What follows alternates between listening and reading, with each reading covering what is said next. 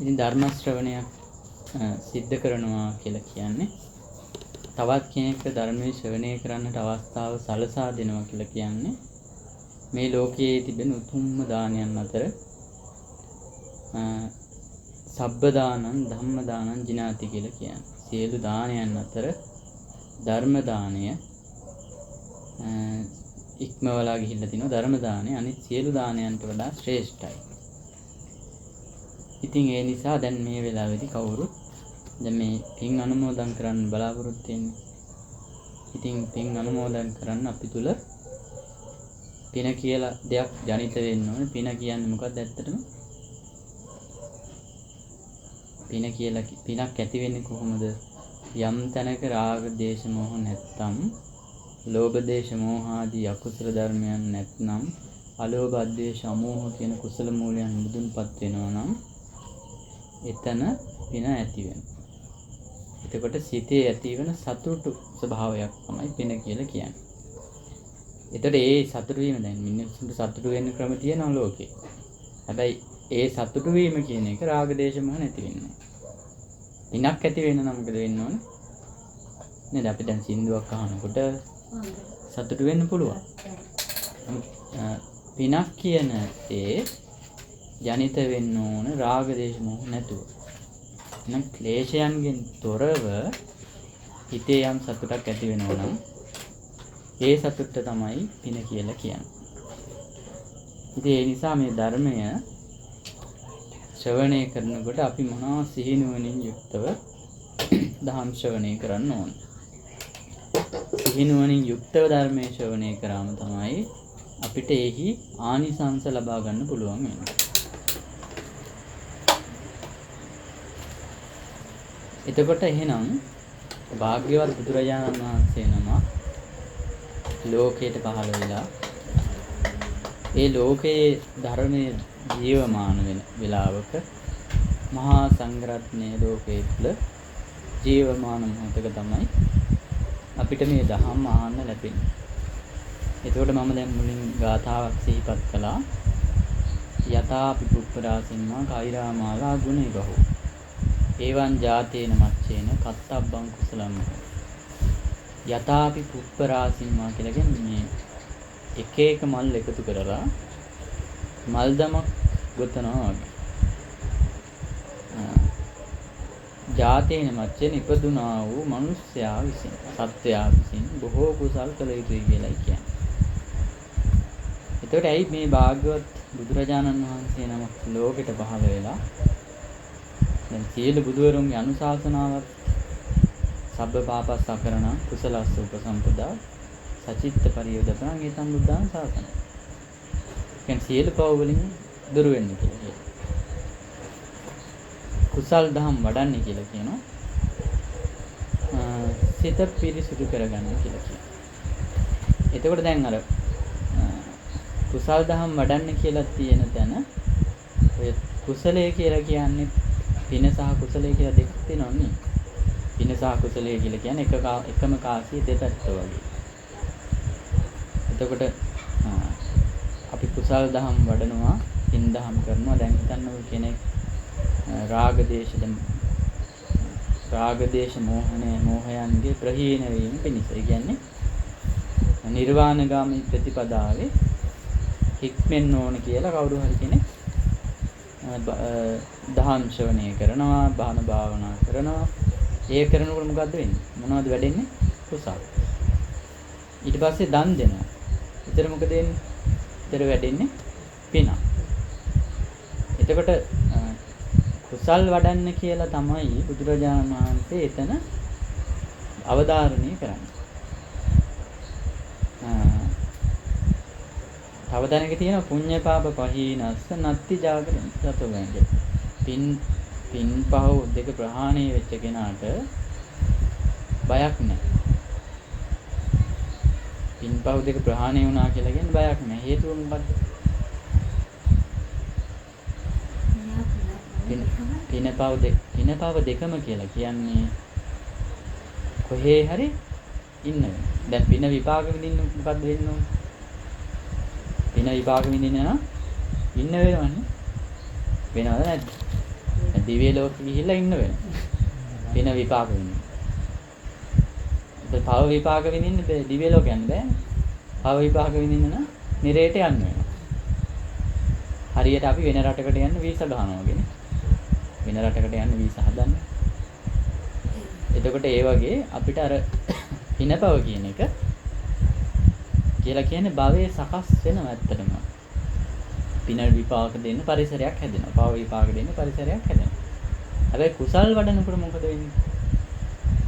කුසල් දහම් වඩනකොට වෙන්නේ භවයේ කෙටි වෙනවා.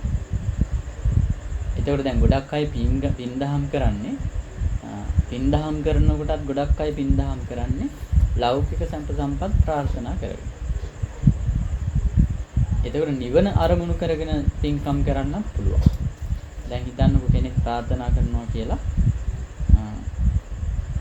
මේ ප්‍රාර්ථනාවේ බලවත් බව බලන්න. මහා මන්දාති කියලා රජ කෙනෙක් හිටියා. සක්විති රජ කෙනෙක්. මේ මහා මන්දාත කියන කෙනා විපස්සී බුදුහාමුදුරුවෝගේ කාලේ සන්නාලියෙක්. ඉතින් මේ සන්නාලියාට දැන් රෙදිමාන කෙනෙක්නේ. එච්චර මිල මුදල් තිබ්බේ නැහැ. ඉතින් ලොකු දානයක් සිද්ධ වෙනවා ඒ කාලේ ඒ බුද්ධ ප්‍රමුඛ මහා සංඝ රත්නයේට. ඉතින් මෙයා මොකද කරන්නේ මේ කොහොම හරි සල්ලි ටිකක් හොයාගෙන නුන් ඇට ටිකක් අරගෙන මේ ඒ ටික තම්බලා අර දානශාලාවට යනවා. දානශාලාවට ගිහිල්ලා මේ දැන් මේක පූජා කරගන්න විදිහක් නැහැ. ඊට පස්සේ මේක මේ පාත්‍ර වලට වැටෙන්න කියලා හිතලා විසි කරනවා. මුං ඇට ටික ඒක මේ අර බුද්ධානුභාවයෙන් සහ ඒට දෙවියන්ගේ අනුභවයෙන් මේ මුං ඇට සියල්ල අර පාත්‍ර වල වැටෙනවා බුදුරජාණන් වහන්සේ ප්‍රදාන. ඉතින් අර අදිෂ්ඨාන ප්‍රාර්ථනා කරනවා සත්‍රුවන් වැසි වසීවා කියලා ඔය විදිහට ප්‍රාර්ථනාවන් කරනවා පුදිනාත්මවල. ඉතින් අර මේ පුණ්‍ය ශක්තිය බලයෙන් ඉතින් සක්විති රජ වෙලා ඉපදෙනවා. සක්විති රජ වෙලත් ඉපදිලා දැන් බොහොම ආයුෂ තියෙනවා දැන්. සක්විති දැන් දිව්‍ය ලෝකෙත් පාලනය කරන එක අවස්ථාව. සක්‍රයන් 36 දිනක් පහළ වෙලා යනකම්ම දැන් සක්‍ර දේවේන්ද්‍රයා කියන අපි දෙකට බෙදාගෙන පාලනය කරනවා කියලා. සක්‍ර දේවේන්ද්‍රයාගේ බලයක් තියෙනවනේ. ඒක 36 දිනක් පහළ වෙලා යනකම් තාර පුණ්‍ය ශක්තිය බලය තියෙනවා. ඒකට දැන් ප්‍රාර්ථනා කරේ නිවන නෙමෙයි. ඊට පස්සේ මොකද වෙන්නේ? මේ අන්තිමට හිතනවා සක්‍රයාව මරන්න ඕන කියලා. සක්‍රයාව ඝාතනය කරන්න ඕන කියලා ඒක එහෙම කරන්නම දෙයක් බැරි දෙයක් කියලා. ඉතින් ඒක අකුසලයේ බලවත් වෙලා ඊට පස්සේ ආයෙ වැටෙනවා. මනුස්ස ලෝකෙට. ඒක ලොකු කතාවක් තියෙනවා. ඒක බලන්න අර පින කියන එක නිවන උදෙසා විදවා ගත්තේ නැහැ. මොකද ප්‍රාර්ථනා කරේ? ලෞකික සම්පත්. ඉතින් යම් ආකාරයකට ඒක විපාක දෙන අවස්ථා තියෙනවා දැන්. අපි හිතන්නකෝ සීවලි මහරහතන් වහන්සේට කොහේ ගියත් දාන ලැබෙනවනේ. ඒ තිරිසන් සතෙකුට අර දුන්න දාන. ඒක රහත් වෙන ආත්ම භාවයේ විපාක දෙනවා. විපාක දෙනවා. නිවන උදෙසා අනුමුණු කරගත්තා නම් මොකද වෙන්නේ? ඒ විපාකය ඒක නිවන පිණිසම හේතු වෙන්න බලවත් වෙනවා. එතකොට අර අපි කරන කින්දහම් කරනකොට මනුස්ස ලෝකයේදී ගොඩක් නතර අවබෝධය නැති වුනහම මොකක්ද කරන්නේ? ප්‍රාර්ථනා කරන්නේ. දැන් නිවන ප්‍රාර්ථනා කළා කියලා අපිට සැප විපාක නොලැබෙනවද? ලැබෙන්නේ නැහැ. ලැබෙන්නේ.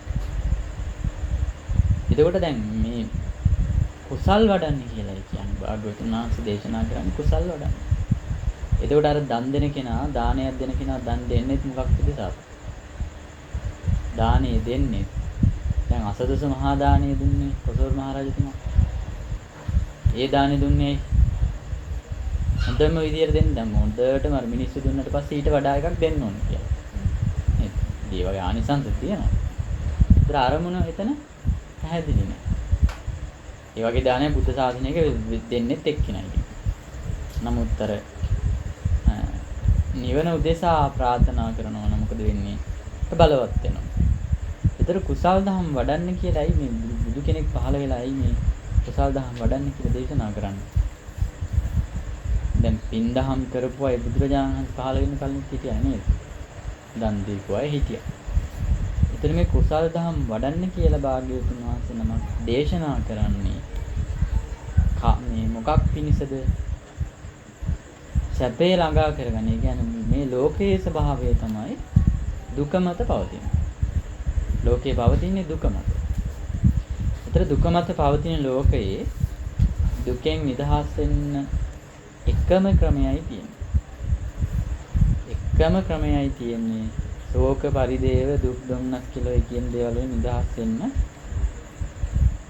මේ බුද්ධ ශාසනය විතරමයි පුළුවන් වෙන්නේ.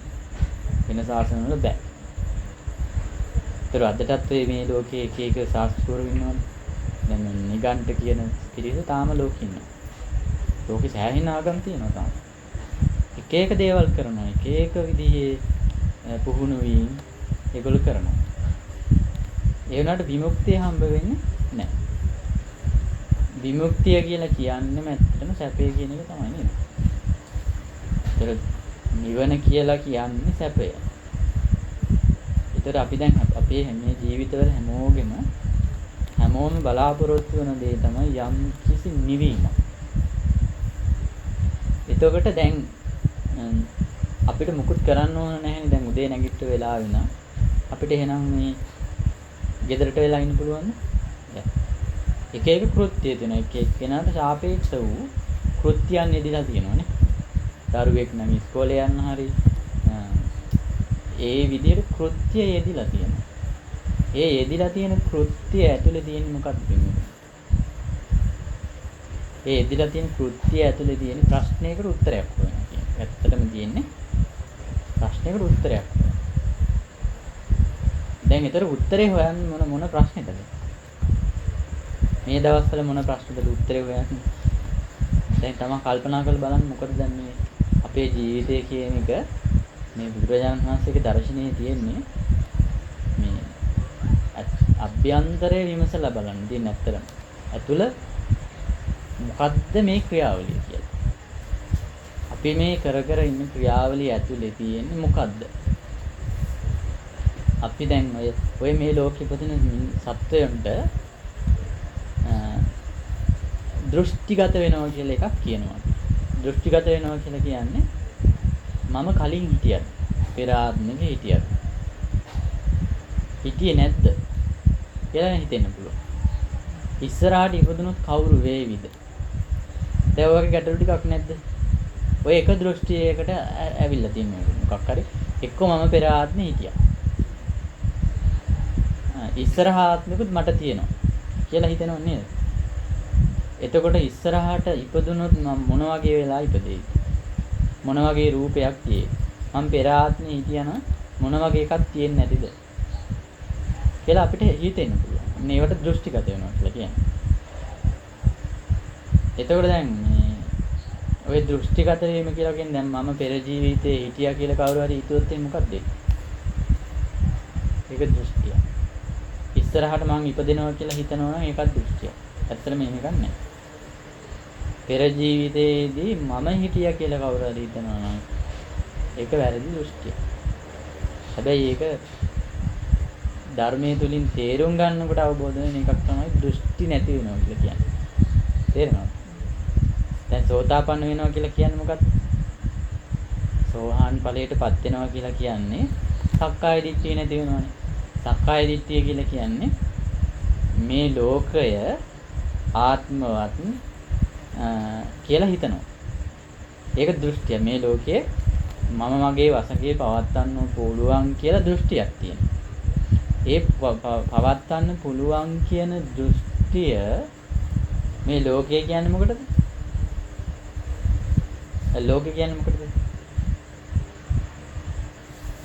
ලෝකය කියන්නේ මොකටද? දැන් අර ලෝක ගෝලේ ඈ ඒකද ලෝකය කියන්නේ. ඒතර ලෝකය කියලා කියන්නේ පංචස්කන්ධ. දැන් අපි අහලා තියෙනවානේ රූප වේදනා සංඥා සංකාර විඥාන කියලා. ඔය පංචස්කන්ධයට තමයි ලෝකය කියලා කියන්නේ. ඉතින් ඔය ලෝකය මම මගේ වශයෙන් පවත්වන්න පුළුවන් කියලා කවුරු හරි දෘෂ්ටිගත වෙනවා නම් ඒ දෘෂ්ටිගත වුණ ගමන් හිතනවා මම පෙර ජීවිතේ හිටියා. මට ඊළඟ ජීවිතයකුත් තියෙනවා කියලා හිතනවා. ඉතින් ওই දෘෂ්ටියෙන් මිදුනම යා තේරුම් ගන්නවා මට පෙර ජීවිතයේදී මම කියලා කෙනෙක් හිටියේ නෑ ඇත්තටම. කියලා තේරුම් ගන්නවා. මේ ජීවිතයේදී මම කියලා කෙනෙකුත් නැහැ, මගේ කියලා පවත්න්න දෙයක්වත් නැහැ. අනාගතයේ මම කියලා කෙනෙක් ඉපදෙන්න විදිහකුත් නැහැ කියලා අවබෝධ වෙනවා. දැනට ওই ටික අවබෝධ වෙලා නැත්නම් මොකද වෙලා තියෙන්නේ? මොකද වෙලා තියෙන්නේ? තම තමන්ගේ වයසට සාපේක්ෂව ඔය ටික ඕක දැනට අවබෝධ වෙලා නැතිනම් තමන් තේරුම් ගන්න ඕනේ මොකද්ද?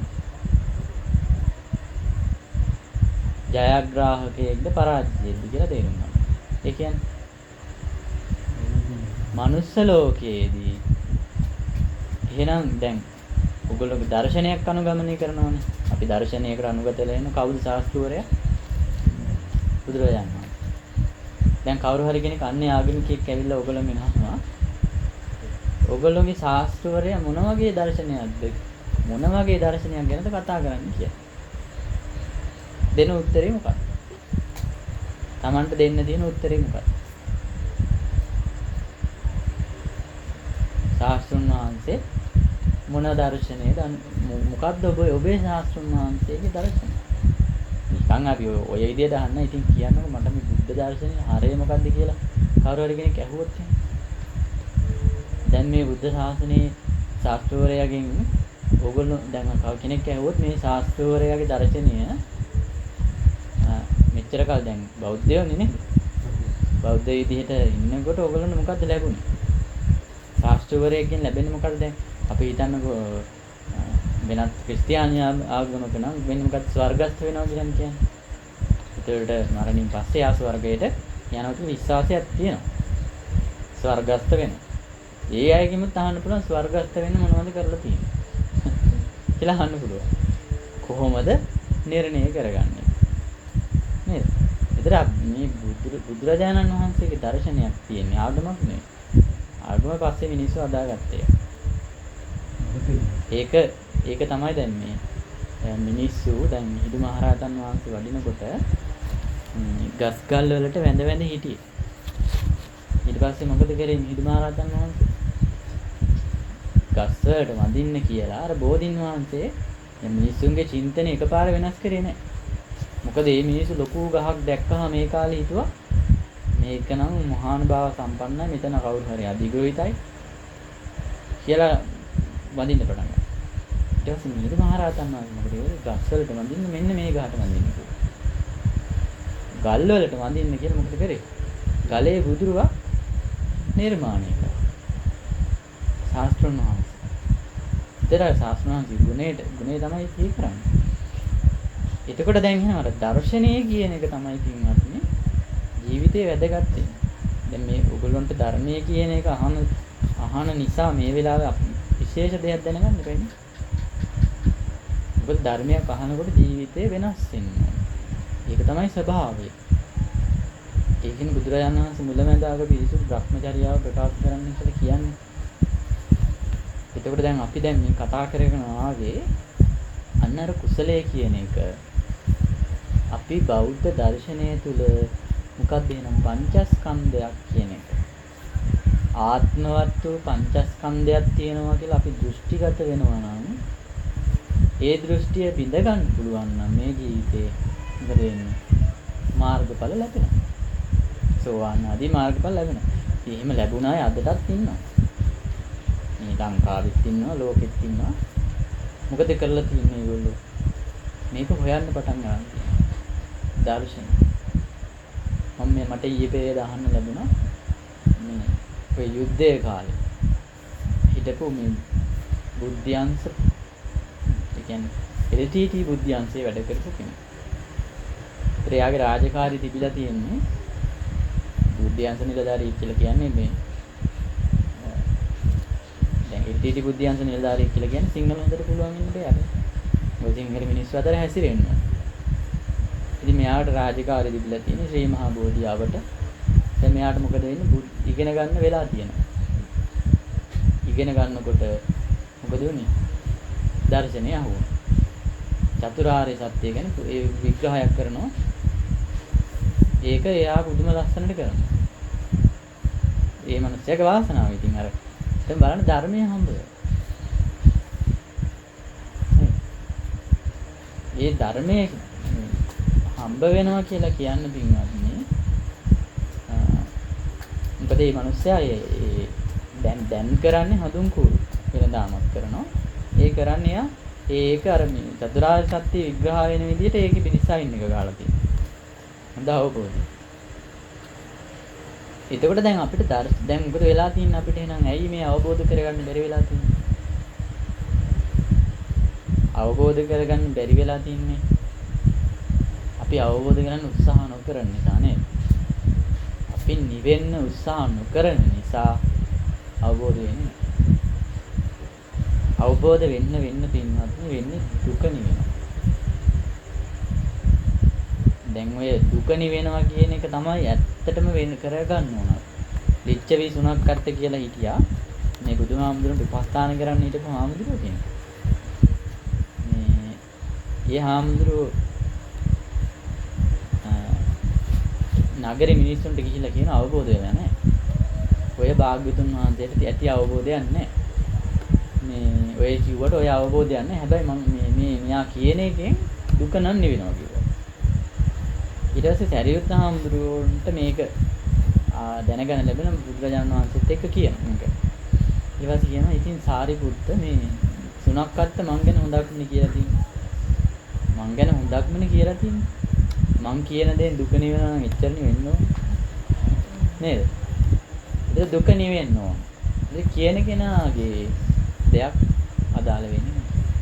දේශනා කරන කෙනාගේ දෙයක් අදාළ වෙන්නේ නැහැ. දැන් අපි හිතන්නකො අපි කියනවා මේ මනුෂ්‍ය ජීවිතේ වටිනා මනුෂ්‍ය ජීවිතයක්. මේ ඉතින් කොහොම හරි ධර්මය අවබෝධ කරගන්න මාර්ගඵලයකට එන්න උත්සාහ කරන්න කියලා කියනවා. එතකොට කිව්වා මොකද්ද කියන්නේ? දැන් හරි ඔබ වහන්සේ වෙලා තියෙන්නේ. දැන් එහෙම හිතෙන්න පුළුවන් නේද? සමහර අය අහනවා සමහර අයට හිතෙන්න පුළුවන්. ආම්දුර කරගෙන දන්නේ අපිට කියන්නේ. ඒක අදාළද? නැහැ.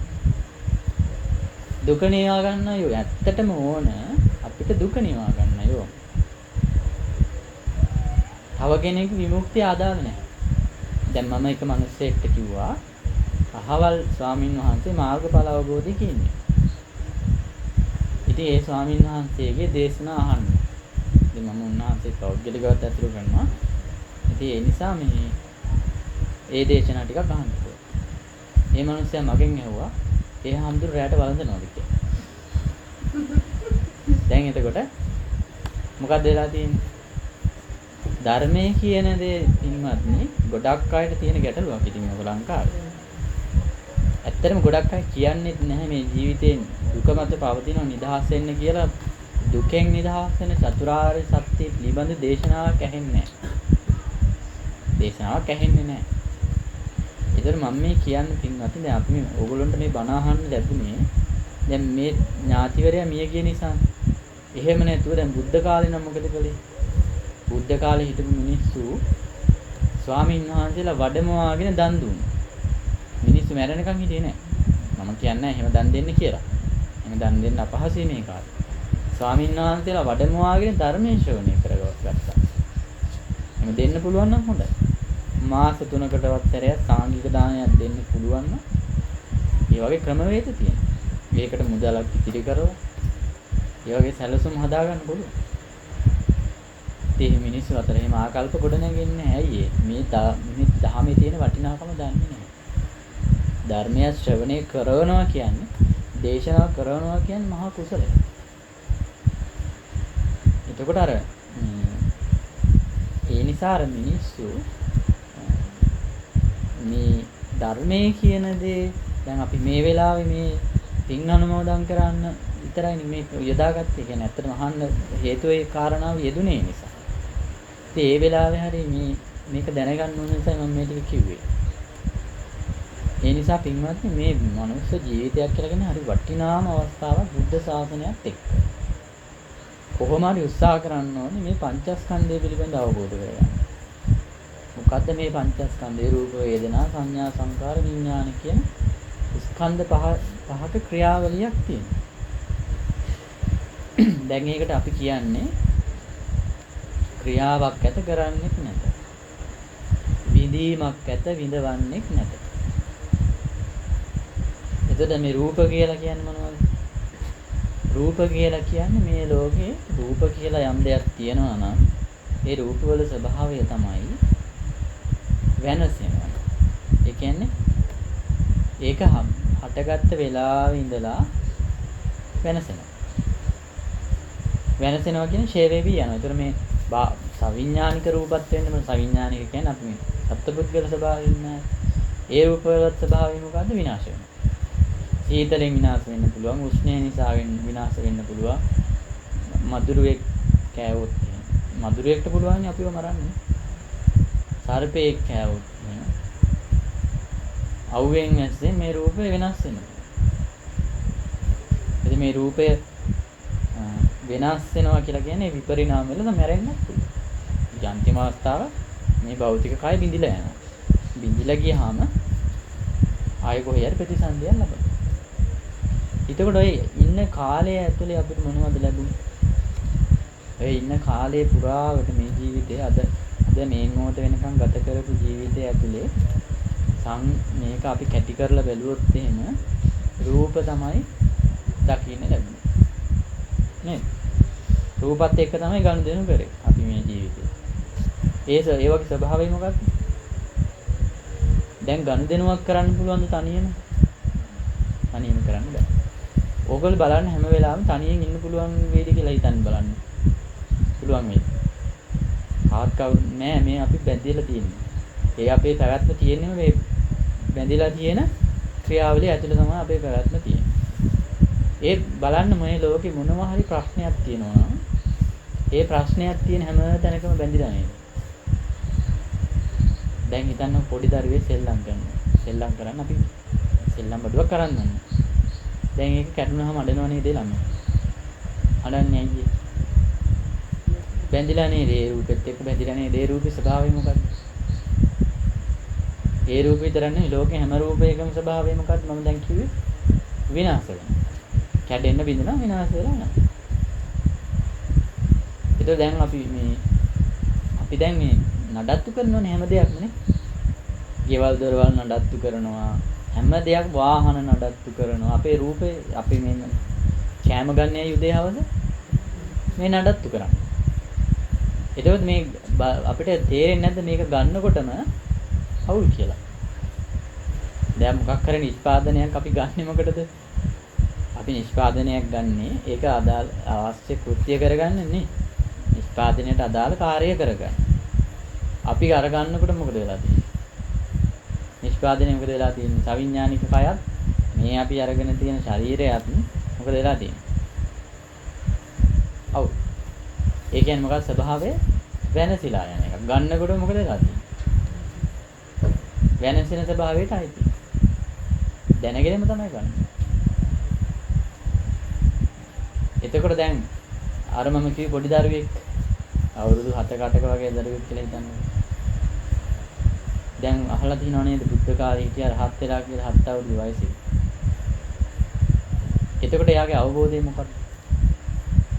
රහතන් වහන්සේ කෙනෙක් 7 අවුරුදු වයසේ තියෙන රහතන් වහන්සේ කෙනෙක්ගේ ස්වභාවය මොකක්ද? එයාගේ ප්‍රඥාව කොච්චරද? අවුරුදු 7යි වයස.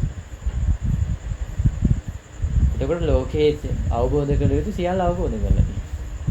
දත යුතු ඒ කියන්නේ නිවෙන්න ඕන ප්‍රඥාව පහළ කරගෙන ඉන්නේ. බුදු කෙනෙක් තරම් විශේෂ නොවුණා. හැබැයි සෝතාපන්න වෙච්ච දරුවෙක් හිටියා කියලා හිතන්න. 7 අවුරුදු. අන්න අර සෙල්ලම් කරන්න පුළුවන් එයාට. ඒක කැඩුනොත් මොකද වෙන්නේ? එයාගේ දුක අඩු. එයාට අවබෝධ වෙලා තියෙන මොකද්ද? මේ අවුරුදු 7 දරුවෙක්ට රහත් වෙන්න පුළුවන් නම් අවුරුදු 7 දරුවෙක්ට අවබෝධ කරගන්න පුළුවන් ධර්මයන් නේද බුදු කෙනෙක් දේශනා කළේ. ඉතින් බලන්න අර 7 අවුරුදු දරුවට දැන් ඔයගොල්ලෝගේ වයස කීයද? අවුරුදු 7 වෙනකොට ධර්මය හම්බෙලත් නැහැ. දැන් ආයෙත් අවුරුදු 50ක් 60ක් කියලා හිතන 40ක් 50ක් කියලා තාම හම්බෙලත් නැහැ. එතන මොකද වෙලා තියෙන්නේ?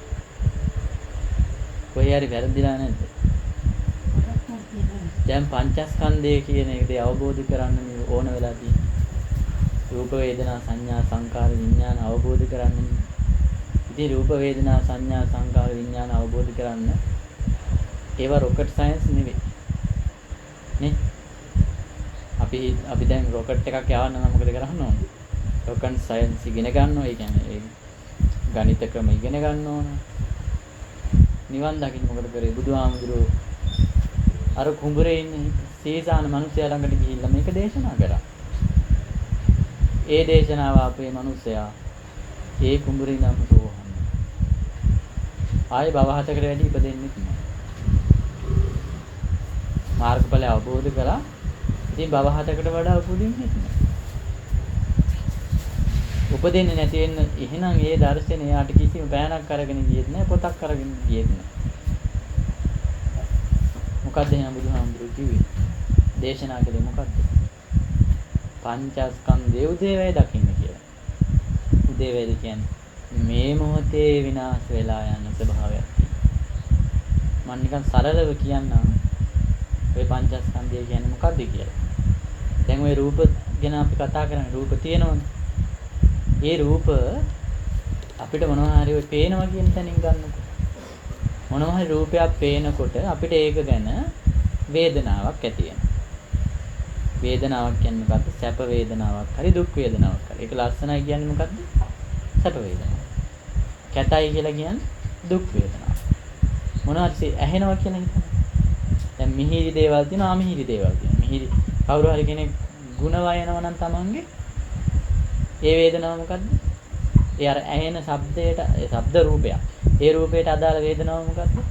සැප වේදනාව. අමිහිරි දෙයක් කියනවනම් ඒක දුක් වේදනාව. එහෙනම් මිහිරි නම් මොකද වෙන්නේ? ඇලෙනවා. අමිහිරි නම් ගැටෙනවා. එහෙනම් රූප තියෙනවනම් මොකද වෙන්නේ? රූපයක් අපිට සම්මුඛ වෙනවනම්, රූපයක් අපිට හම්බ වෙනවනම් මොකද වෙන්නේ? එතන වේදනාව පහළ වෙනවාමයි. එක්ක සැප, එක්ක දුක. ඕනම දැනකට බලන්න. මොනවා හරි ගඳ සුවඳක් දැනුණා, දිවට රසයක් දැනුණා. ඔය ටිකටනේ අපි ඔය ටික දෙන්නේ. ඇහැයි කනයි, නහයයි දිවකයයි. ඒ රසයි, තිත්තයි කියන්නේ මොකක්ද? තිත්තයි කියන්නේ දුක් වේදනාව. රසයි කියන්නේ සැප වේදනාව. එහෙම නැත්නම් මධ්‍යස්ථ වේ ගානක් නැහැ. එතකොට අර එහෙනම් මොකද්ද වෙන්නේ? වේදනාවක් ස්වභාවය මොකක්ද? වේදනාවක් ඒ මොහොත තුල විතරයි තියෙන්නේ. දැන් හිතන්න උදේ ඔළුව අමාරුවක් තිබුණා කියලා. දැන් නැහැ නේ. එහෙනම් වේදනාවේ ස්වභාවයක් මොකක්ද? වෙනස් වෙනවා. අනිත්‍යයි. සැප කියන එකත් හැමදාම තියෙන්නේ නෑ. දුක කියන එකත් හැමදාම තියෙන්නේ. ඒකත් වෙනස් වෙනවා.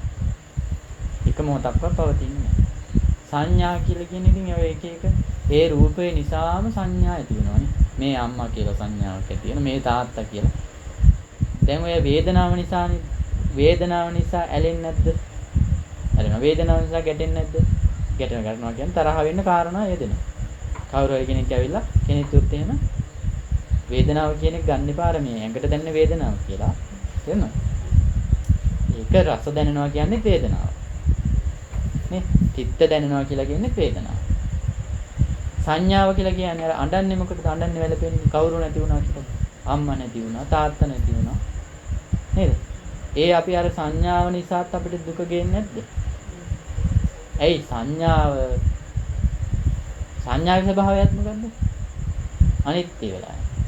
වෙනස් වෙන. ඒ කියන්නේ එක සංඥාව කියන්නේ බොරුවක් ඇත්තටම. දැන් මේ තාත්තට ඔයගොල්ලෝ එක එක්කෙනා එක එක විදිහින් කියන සමහර කෙනෙක් මල්ලි කියනවා. සමහර කෙනෙක් අයියා කියනවා. නේ තාත්තා කියනවා. එතනම තේරෙන්නේ නැද්ද මුලාවක් කියලා. දැන් හරි එක මොකද්ද? අපි දාගත්ත දේවල් නේ තියෙන්නේ.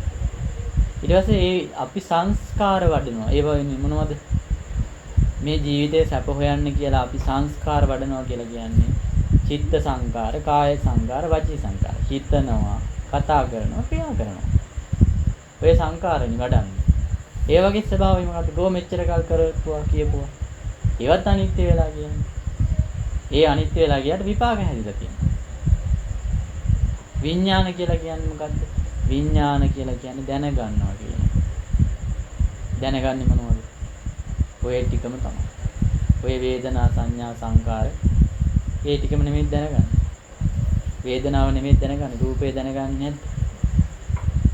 අපි දැනගන්නවා කියන එක මේ ලෝකේ ඇයි අපි ජීවත් වෙන්නේ? අද ඉඳන් හෙට ජීවත් වෙන්න පින්වතුනි දැනගන්න. විඥානනීය කරන්න. අපි හිතනවා දැන් මේ ලෝකේ සංසිඳෙන්නේ නැහැ පින්වතුනි. කාමයන් විඳලා ඉවර කරන්න බෑ. දැන් අපි හිතනවා කලයක් අනිත් පැත්ත හරවලා වතුර දැම්මට පිරෙන්නේ නැහැ. හරයක් නෑ. එතන මේ විඥාන පහළ වෙනවා කියලා කියන එක ඉවරයක් වෙන්නේ නැතුව අතරක් වෙන්නේ නැතුව වෙනවා. ආයෙත් ඉපදෙන්න හේතුවක් හදනවනේ. ඇයි අපි ඇලෙනකොට මොකද කරන්නේ?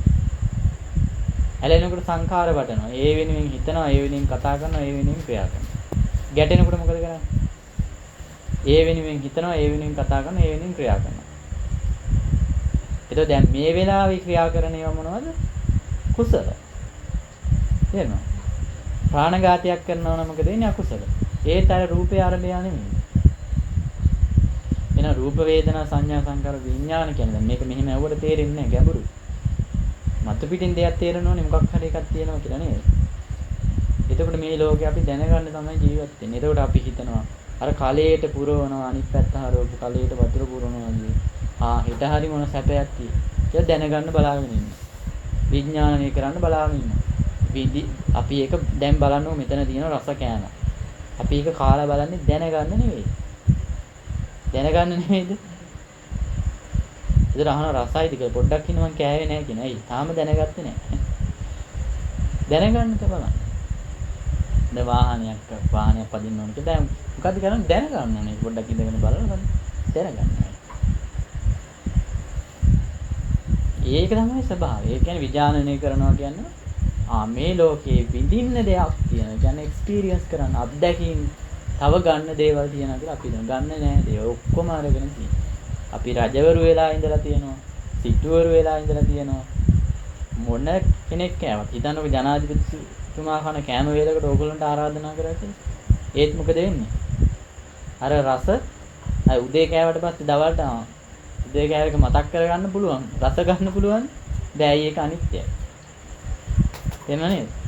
එතකොට අර ඒ මොහොත තුළ පමණ කොච්චර රස කෑවත් කොච්චර උගතෙක් වුණත් ධනවතෙක් වුණත් විඳින්න තියෙන සැපවල ස්වභාවය පින්නුතුනි ඒ මොහොත තුළ වෙනස් වෙලා නිරුද්ධ වෙලා යනවා. ඉතින් ඒක අවබෝධ කරනකොට තේරෙනවා මේක එහෙනම් මම මගේ කියලා පවත්වන්න පුළුවන් එකක් නෙවෙයි. ඔය විදිහට හිතන්න පටන් ගන්නකොටම අපිට තේරෙන්න ගන්නවා මේක මම මගේ කියලා පවත්වන්න පුළුවන්. ඒ වේදනාව පවත්වන්න පුළුවන්. මම මගේ වශයෙන් ඒක පවත්වන්න බෑ. තේරෙනවද? දැන් අපි පොඩි දරු ළමයිට බෙහෙත් බොනකොට අර දිය කරලානේ පොවන්නේ නේ. දිය කරලා පොවනකොටත් ඒක බොන්න කැමති නැහැ. හේතුව මොකද්ද? වේදනාව දුක් වේදනාව. ඒ ළමයා ප්‍රතික්ෂේප කරන්නේ ඒකයි. ඒකට අපිට එහෙනම් වෙනස් කරන්න පුළුවන් දෙයක් අපේ වසඟේ පවත්වන්න බෑ. ඒකේ තියෙන රසය වෙනස් කරන්න පුළුවන්. ඒක වෙනස් කරන්න උත්සාහ කරනවා. දැන් රස කරලා හරි මොනවා හරි කරලා උත්සාහ කරනවා. හැබැයි දැන් අපි දැනෙන වේදන මේ අපි කරන්න යන්නේ මොකද්ද? මේ ලෝකයේ තියෙන ස්ථීර ස්වභාවය තමයි වෙනසිලා යන්නේ. දැන් රහතන් වහන්සේ කෙනෙක්ගේ ස්වභාවය මොකද්ද? දැන් අපි වළඳ අපි කන කෑම එකට දැන් මැස්සෙක් වැටුනොත් මොකද කරන්නේ? කකා ඉන්න එකට මැස්සෙක් වැටෙනවා. නැත්තම් එහෙම තැම්බිලා මේ ව්‍යංජනේ. මොකද කරන්නේ? සමහර කෙනෙක් කන්නේ නැහැ. ඉතින් අර මේ මහා කාශ්‍යප මහ රහතන් වහන්සේ ලාදුරු රෝගියාගේ ඇඟිල්ල පාත්‍රයට වැටෙනවා නිදානේ පූජා කරා. මොකද කරේ? අයින් කළා වැන්දුවා. ඉතින් මොකද්ද වෙලා තියෙන්නේ එතන? ඇලෙන්න දෙයක්වත් නැහැ. ගැටෙන්න දෙයක්වත් නැහැ. එකම රූපේ.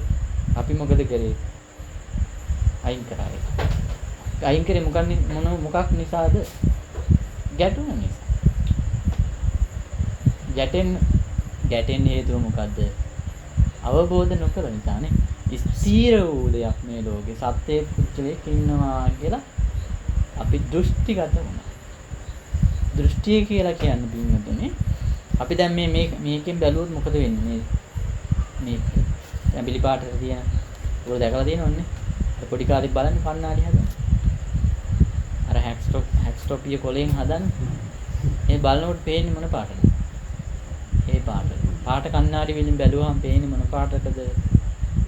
ඒ පාට. දැන් අපි මොකද්ද කරගෙන ඉන්නේ? මේ ලෝකයේ පිළිබඳ තියෙන අවබෝධෙත් මොකද්ද? අන්න ඒ වගේ අවබෝධයක් තියෙන. දැන් කණ්ණාඩි අයින් කළා බැලුවම මොනවද? ඇත්ත තේරෙන්නේ. එහෙනම් දැන් පේන එක මොකක්ද? දැන් මේ ඉන්න ස්වභාවය තුළ අපි දකින්න ලෝකය මායාවක් විතරයි. ඒ කියන්නේ බොරුවක් ඇත්තට. කණ්ණාඩිය ගලවලා බලලා නැහැ. ඉතින් පංචස්කන්ධය අවබෝධ කරනවා කියලා කියන්නේ ගැඹුරු කාරණාවක්.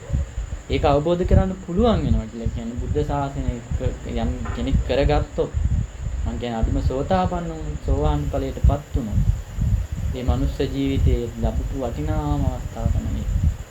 ආයි භව හතකට වැඩි භවයේ සැරිසරන්නේ නැහැ. සියලු දුක් වලින් නිදහස් වෙන්න පටන් ගන්නවා. දුකෙන් නිදහස් වෙන්න ක්‍රමයක් තමයි පින්වත්නි බුදු කෙනෙක් ලෝකෙට දේශනා කළේ. අපි ඒකයි අවබෝධ කරගන්න. පුළුවන් තරම් බණ අහන්න. දැන් ඔය අන්තර්ජාලේ ඕන තරම් තියෙනවානේ. ධර්ම දේශනා. ඒවා අහන්න. ඒවා අහනකොට ඔයගොල්ලන්ට තේරෙන්න පටන් ගන්නවා නාම රූප කියන්නේ මොකක්ද? අපිට ඉස්සර ඇහුනේ නෑ ඒක. උතරනම් දැන් ඇහෙන්න පටන් ගන්නවා කියලා කියන්නේ. අපිට ඇත්ත තේරෙන්න පටන් ගන්නවා මේ ලෝකේ විනිවිද දකින්න පුළුවන් යථාර්ථය හම්බ. දැන් මේ පංචස්කන්ධයේ උදේවැය වෙනවා. උදේවැය වෙන ලෝකෙක අපි ඉන්නේ. අපිට එකතු කරන්නේ මොනවද? සංඥා. එක එක දේවල්. දැන් අපි ඉස්කෝලේ යනවා කියලා මේ දරුවෝ මොකද කරන්නේ? සංඥා එකතු කරනවා. ඉස්කෝලේ යන්න එපා කියලා නෙමෙයි කියන්නේ. සංඥා ස්කන්ධේ. දැනුම උගත්කමින් පරවතරට යනවා කියලා කියන්නේ සංඥා වැඩි යාගේ. සංඥා ස්කන්ධය සමූහයක් වෙන නොයෙකුත් පරාසයන් ගැන සංඥා ටිකක් තියෙනවා. එතකොට ඇයි හැමෝටම වෛද්‍යවරයෙක් වෙන්න පුළුවන්? වෙන්න පුළුවන් බැරිද? ඒ සංඥා ටික මොකක්ද වෙන්න ඕනේ? එයා තුල තියෙන්න ඕනේ. එතකොට එයා දන්නවා මෙන්න මේ සංඥාව මේ. මොකක්ද දැන් මෙහෙම තියලා බැලුවාම හරි තේරෙනවා. සෙම වැඩි වගේ. එතකොට එයා දන්නවා ඒකට අදාළ මේක ක්‍රියාවලිය වෙනස් කරන්න මොකද්ද? මෙන්න මේ බෙහෙත් දෙන්න ඕනේ. හැමෝටම වෛද්‍යවරු වෙන්න පුළුවන්. සංඥා ටික එකතු කරගන්න ඕනේ. ඒ සංඥා ටික එකතු කරගන්න පුළුවන් නම් පුළුවන්. මොන ලේසි වෙන ගන්න කරන්න. නේද? එඳා මේ හැම තැනකම තියෙන එක එක විෂය පරාසය තුළ. අයි අපිට බෑ මේ ගුවන් යානයක් හදන්න. අපිට හදන්න පුළුවන්. ඒ අදාළ සංඥා ටික තියෙනවා නම් හදන්න පුළුවන්. මේ ස්කන්ධ සමූහයක් තියෙන පින්වත් ලෝකේ. එහෙනම් අපි අනාගතේ හිටියත් අනාගතේ පහළ වුණත් කොච්චර ඉපදුණා. ඉපදෙන හැම භවයකම තිරසන්තට පොදුයි මේක. ඒගොල්ලන්ටත් වේදනා සංඥා සංකාර විඥාන තමයි පාන්නේ. ඒගොල්ලන්ට මේක අහන්න විදියක් නෑ. දැන් මේක අහන්න මිනිසුන්ටත් හේතු මේ කාලයක් නෑ. මේ ලෝකෙන් හැම මිනිස්සයාට පංචස්කන්ධයේ අනිත්‍යයි දුක්ඛයි අනාත්මයි කියලා අහන්න අවස්ථාවක් නෑ. ඒ නිසා මේ ලැබුණ වෙලාවේ මේ උපරිම ප්‍රයෝජනෙ ගන්න. මේ මනුෂ්‍ය ජීවිතේට අර්ථයක් එකතු කරගන්න. පුළුවන් තරම් ධර්මය අහන්න. කවදා හරි මේ ජීවිතේ තමන්ගේ ජීවිතය වෙනස් කරන ධර්ම දේශනාව ඇහෙන්න පුළුවන්. ඒ දේශනාව ඇහෙනවා කියලා කියන්නේ වෙන මුකුත් කරන්න දෙයක් නැහැ පිටු. මේ ජීවිතේ කරන හැම දෙයක්ම කරන ගමන් අපේ හිත අපි ධර්මයත් එක්ක තියන්න පටන් ගන්නවා. අපේ හිත ධර්මයත් එක්ක තියන්න පටන් ගන්නවා කියන්නේ හැම සිද්ධියකම අපිට ධර්මයේ පේන්න පටන් ගන්නවා. හැම සිද්ධියකම ධර්මයේ පේන්න පටන් ගන්නවා. දැන් ඇයි අපි ෆෑන් එක දාන්නේ? මම එකක් කාරණාවක් කියන තේරුම් ගන්න. ෆෑන් එක දාන්නේ මේ ලෝකයේ ස්වභාවය තමයි සතර මහා ධාතුව පඨවි ආපෝ තේජෝ වායෝ. එතකොට මේ ශරීරයේ උෂ්ණත්වය කියලා කියන්නේ මොකද්ද? බාහිර පරිසරයේ උෂ්ණත්වය කියලා කියන්නේ මොකද්ද? තේජෝ ධාතුව වැඩි. කියන්නේ තේජෝ කියලා කියන්නේ ප්‍රශ්නේ වැඩි වෙනකොට තේජෝ ධාතුව අපි සීතලයි කියලා කියන්නේ තේජෝ අඩු වෙනකොට. වැස්ස දවසට ෆෑන් දාන්නේ. එහෙනම් මේ තේජෝ ධාතුව කියලා කියන්නේ මොකද්ද? තේජෝ ධාතුවෙන් කරන්නේ දවන එක. පුච්චන. උෂ්ණ කැඩි කෑම කන්න එපා කියන්නේ. ඒකේ තේජෝ ධාතුව වැඩි. එතන මේ තේජෝ ධාතුවෙන් දවනකොට මොකද වෙන්නේ? දැන් මේ ෆෑන් එකෙන් එන මොකද්ද? සීතල. ඒ කියන්නේ ඒකේ මොකද්ද? තේජෝ ධාතුව අඩු. ඒ කියන්නේ මොකද වෙන්නේ? මේ උෂ්ණත්වය පාලනය කරනවා. මොන ධර්මයේ දකින්නවා කියන්නේ මොකද්ද එහෙනම් වෙන්නේ? හැමතැනම ධර්මයේ දිනනවා කියන්නේ ඒකයි. දැන් ඔයගොල්ලෝ බැලුවේ නැහැ මේ ෆෑන් එක දාන්නේ. ෆෑන් එක දාන්නේ ඉතින් රස්නේ නිසානේ ඔච්චරයි දාන්නේ. කොහොමද ඒක උනේ කියලා බලන්න කල්පනා කරලා. ඒක උනේ එහෙනම් අපේ උෂ්ණත්වයේ මිද තේජෝ ධාතුවට වැඩි වෙලා තියෙන නේ අපි ඒක සමනය කරන්නේ. මොකද ඒක? මේ සීතල රටවල මිනිස්සු ඇයි ගෙනිමලයක් ගහලා ඉන්නේ. එහෙනම් සීතලත් වැඩි වුණොත් මොකද වෙන්නේ? දරන්න බෑ මේක. මේ රූපෙත් දරන්න බෑ. එතන වෙන්නේ අර වෙනස් කරනවා. අපි හැම වෙලේම බාහිරේ වෙනස් කර කර මේ ලෝකෙම ඉන්න හදනවා. හොඳම වැඩේ ඉන්න නැතුව අයින් වෙලා යන එක නෙවෙයිද? දැන් ලෝකේ වෙනස් කර කර ඉන්නවට වඩා හොඳ නැද්ද? අයින් වෙලාම ගියා. හරි කරදරයක්. තේරෙනවද? මම මේ කියන්නේ ගිනිමැලේ කතාව නෙමෙයි මම මේ කියන්නේ ලොකු පරාසයක් ගැන කියන්නේ මොන හරිද? අපි මේ ලෝකේ දෙයින හවස එක මොකද්ද කරන්න කියන්නේ? එක එක දේවල් කරලා බලනවා මේකෙන් ගැලවෙන්න පුළුවන්. මේ දුකෙන් නිදහස් වෙන්න පුළුවන්ද කියලා. බෑ කරන්න. ආයේ මිනිස්සෙක් වුණොත් මොකද වෙන්නේ? ආයේ පෙරපාසල් යන්න වෙන්නේ නැද්ද? මේ කාලෙට සාපේක්ෂව වුණොත් ආයේ යන්න වෙනවා. ඉතින් මේකෙන් ඉවර වෙනාම ගියා නම් හිතන්න මේ ජීවිතේ සෝවහන් වුණා කියලා කොහොමද? ඉතින් ආයේ භව හතකට වැඩි ඉපදින්නේ නැහැ. පෙරපාසල් ගියත් කමක් නැහැ ඊට පස්සේ. නේද? ඉතින් ඒ නිසා උත්සාහ කරන අපරාධයක් වෙන්නේ මේ මනුස්ස ජීවිතය.